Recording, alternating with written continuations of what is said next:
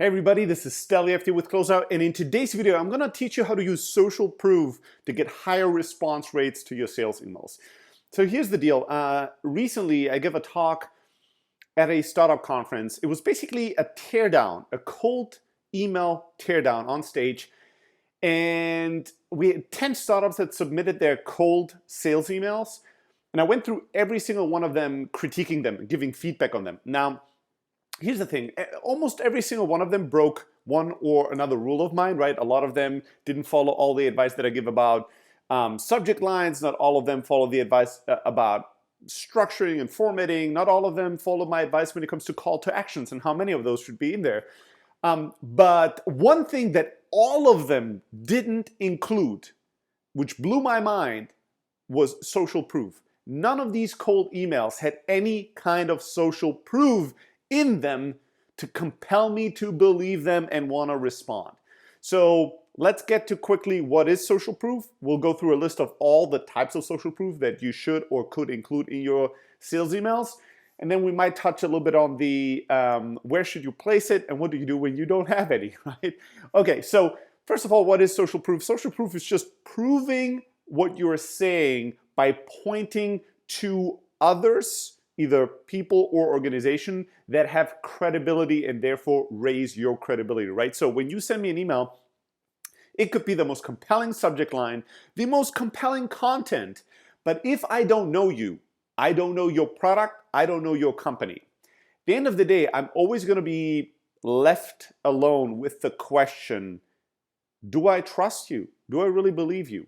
What makes me believe any of the things that you're saying? How do I know that you are credible, right?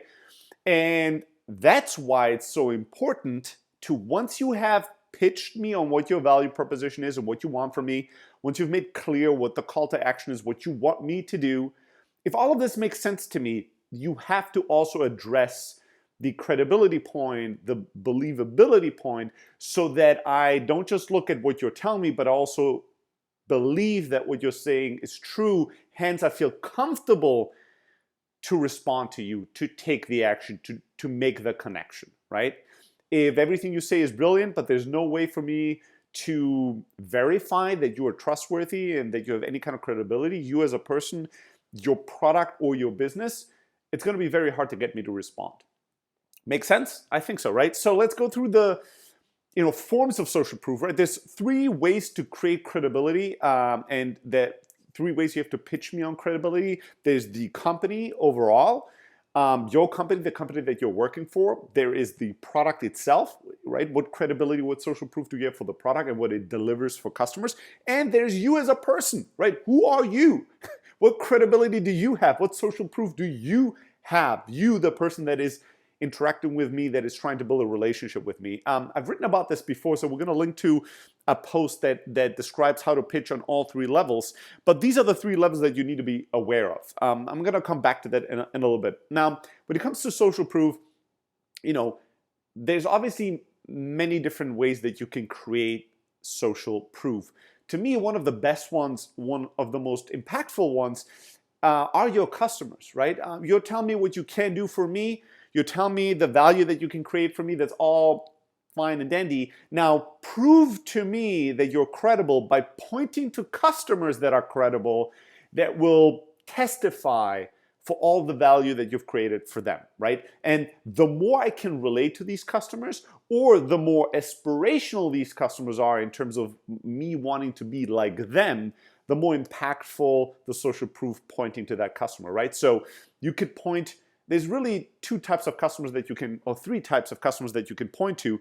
One are obviously very famous brands, very popular brands, right? So if you can tell me, hey, here's a company in your market that you will know and that you admire and that is winning and is a thought leader and is incredibly successful. They are a customer of ours. They have used this product, service, whatever I'm promising to you. They've interacted with us and they've gotten XYZ in value. That is incredibly impactful, right? And that is very powerful social proof. That's one layer. The other layer is to point to companies in my market, right, in my space. Maybe they're not the biggest brands in the world, but maybe they're influential or recognizable brands in my vertical, in my industry. And then the other one is locality, right? Can you point to companies that are local, companies that are from the same city that we're at, or even the same street, or kind of the same environment, the same country, maybe if it's an international customer, right? Instead of telling me about your customers in the US, if I'm in Portugal, tell me about a customer in Portugal that is using your service, right? Somebody I can relate to, somebody that has a higher level of credibility to me personally as the recipient of your sales email. So customers are a huge way to do that, and you can talk about them in third person, or even more impactful if you can, you let them speak for you, right? So telling me here's what we did for the customer, and here's a little quote from them that they told me I should share with you, right? And then have the customer speak to your prospects.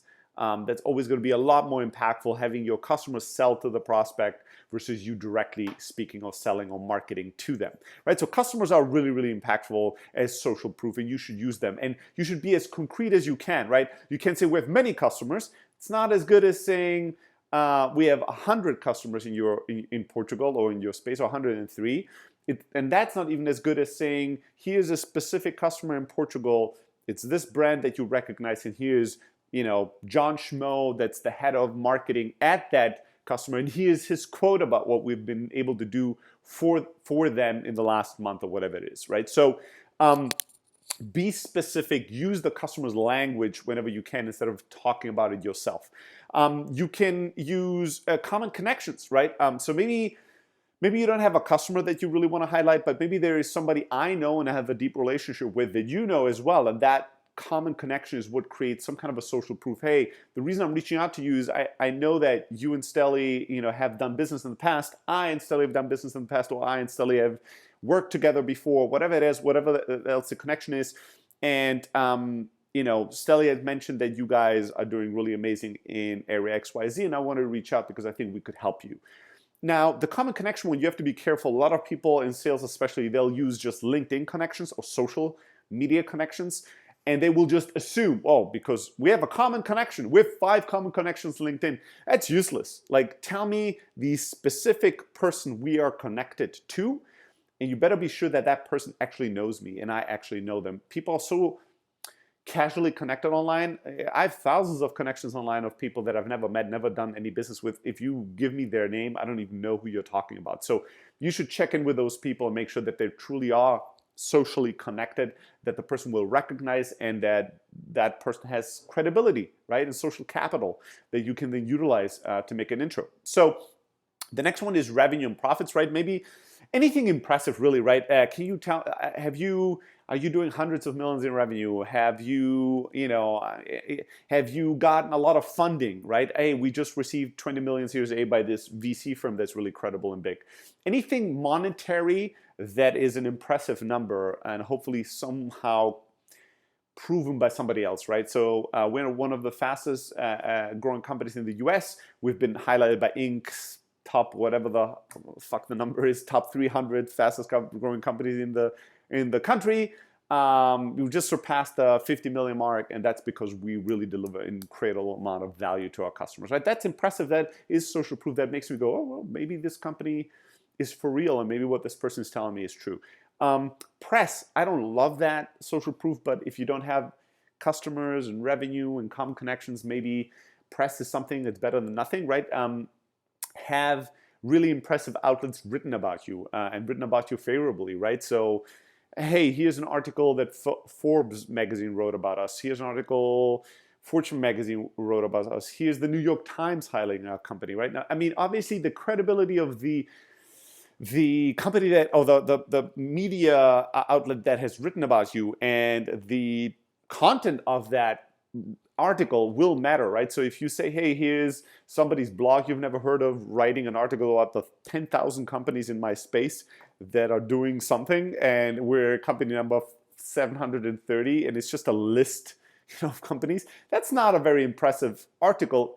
And this is an important point that I didn't think about including before, but if you use social proof, you better be sure that that social proof is strong, because if it isn't, it's weakening your position, right? That's important. It's not just keeping it the same. If you have zero social proof in your email, zero social proof in your email is better than attempting to have social proof in a way that's not credible, right? You highlighting, hey, we've been we've been written about on Joe Schmo's blog that nobody reads. That will not make me go, well, I don't know Joe Schmo's blog. The blog doesn't seem popular. The article doesn't seem important. It's not great social proof, but at least they had some. No, that would actually make me go, well, this company is not credible because the social proof they're pointing to is worthless. Hence, the company's probably a joker company, right? They're not that credible. They don't really know what they're doing. So you need to be careful when you include social proof. You need to be certain that the recipient is going to agree that this is credible and this is proving socially that you're for real and that you should be trusted. If you are in doubt, then don't include it, right? So, maybe you are a company that has received funding from Y Combinator. Now, if you send an email to another investor or to technology press or to startups, including Y Combinator, getting an investment from Y Combinator, that's going to be very powerful social proof because you can be certain that anybody in the startup ecosystem and even in the broader tech space will know the name Y Combinator. But if you send an email to construction companies and you include Y Combinator, now you're just using gibberish, right? I don't know what the fuck this is. I don't know what a Y Combinator is. And when you present me with like this impressive social proof that I don't recognize and I don't care about, you're actually lessening your social status. You're not improving it, and it's not zero-sum game. You're either improving or you're worsening. You're never staying the same, right? So make sure that I recognize whatever social proof you're including in your sales emails. So press could be a good one. Any kind of association, again, right? Has the team maybe gone to a great school, right? So if you build a technically challenging product, including that you're a team out of MIT, or including any kind of association with a university, or maybe let's say you're building really incredible search technology for companies. Well, including the fact that the engineering team is an ex-Google search team, that will drastically increase your social proof and credibility than just saying we're 5 young kids out of some school you've never heard of and we think we're going to revolutionize search, right? It might be true or not. It's nothing to do with reality, just it has everything to do with perceived reality from somebody that doesn't know you and will never have all the facts. So pointing to an ex-employer that's very credible or powerful, or a brand that's recognizable, pointing to a university association, any kind of association that people will use to believe that you are credible, probably very skilled and very smart, could help.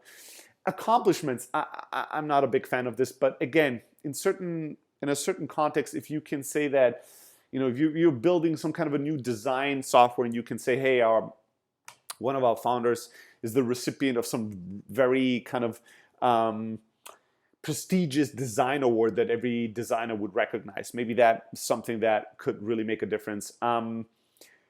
Yeah, and then there are explicit things you can say to point to social proof, but people also always look for implicit ways, right? So I will, usually I will click on somebody's LinkedIn profile or social media profiles because in my email I'll have a few links that are auto-populated when I receive an email from somebody based on their email address, and I will try to check out who is this person, right? And if your Twitter and LinkedIn and YouTube and Facebook and blog, all your kind of public personas and profiles online, if they're you don't have a lot of following, if they look very shady or unprofessional or weird, awkward, that's going to reflect poorly on you, and vice versa. If I go on your LinkedIn and your Twitter and it seems like you are very active, there's a lot of following that you have a reputation online, you work for really great companies, you have a polished presentation, that might increase my likelihood of believing you and wanting to be in business with you, right? So you need to be really careful of your company's website and blog and social media profiles, your social media profile if you're in sales and you're sending these emails. If I cannot find anything about you online, there's no social profiles online about you, there's no blog, there's nothing on YouTube about you or your company, that's a bad sign usually, right? There's exceptions to everything, but you need to be aware that people are seeking out these profiles even if you don't include them in your sales email, and the way you represent yourself on those will reflect back to if people take you seriously or not. People ask, where should they place the social proof? Should it be in the beginning or in the end? I think that it depends, right? You should experiment with that. But oftentimes, if you find that a lot of people abandon your email really early on because they don't believe it, you should try to use your social proof in the beginning just to capture people's imagination. Say, I know that what I'm going to say might not be very believable, but here's why you should believe me. Here's an impressive piece of social proof, and now let me tell you what we do, and now let me tell you what I want you to do. If you find that people give you the benefit of the doubt and like your prospects are reading your emails, but they're not responding at your call to action, it might make sense to put social proof right before, right after your your call to action. So people are not sure, should I take this action or not? You kind of given the call to action a little bit of boost by adding the social proof right there and then. And then I've written about this as well. We're gonna link to it. Your signature is a social proof machine, right? Most companies, most salespeople don't use it, but your signature should include a bunch of things that boost your credibility and social proof. I do it shamelessly, right? In my signature, I have a link to my book, I have a link to my podcast, and I have a link to my most popular keynote speech. These are things that people are clicking and checking out, and these are things that make people believe, well, Stelly seems to know what he's talking about. He seems to be very popular, or at least have an audience and a following, so maybe I should take him seriously and respond to what he asks me to do. All right, with all that being said, what do you do when you don't have any social proof, right? You're just starting, you're nobody, your company is not recognized, you don't have any customers, any press, you never went to school. I know how that feels. That's where I came from. Well, number one, you need to recognize that you need to create social proof. You need to create a reputation and a brand, and building that one step at a time, one day at a time is an important part of your legacy. And you need to think really long term when it comes to that. But the other part of it is that sometimes just being transparent about it is really important. So maybe you can convince people because you have incredible track record and network to point to, but maybe you'll convince people by just being very honest and very transparent and finding something they connect to, right? People love an underdog. So telling people, hey, I built this incredible thing. Honestly, you're one of the first people that I'm asking for advice, or asking for feedback about it. So I don't have a lot of proof that this is really working. But I'm dedicated and I believe in the vision and mission of what I'm trying to build, and I'd love to have 10 minutes of your time. That kind of vulnerability can be incredibly powerful, and sometimes that can sway somebody from looking at what you're writing and making all these big claims, but then when they try to figure out who you are, they can't find any information and any credibility or social proof for it, versus you saying the same things a bit more humbly and a bit more transparently and making somebody like you and believing you as an underdog and wanting to root for you and wanting to support you and join your cause. So when you don't have any social proof, it is a priority for you to build it and create it, but it's also maybe a good strategy to be a bit more vulnerable, a bit more authentic in the early days and display it and proactively bring it up versus trying to run away from it or overcompensate and pretend, oh, we have thousands of customers, we're world renowned, we are a leader, innovator in our space, all these bullshit claims that when somebody tries to do a bit of research, they can't find anything about it, and that makes you instantly in the bucket of people that lie. So be careful about it, but you can win people over with honesty and authenticity. And even when you have no credibility, don't use it as an excuse for not being successful or not getting a response that you want, because an incredible amount of people that are very successful today started where you are and they figured it out, so you can too. All right, so that's it from me. Please, please, please never again send a cold email or a sales email without social proof. Let's make the world a better place by writing better sales emails. If you have more questions or feedback, just shoot me an email, stelly@close.io. If you have not done that yet, make sure to go to blog.close.io, subscribe to our blog twice a week, highly tactical advice for entrepreneurs and salespeople. And until then, let's go and get them.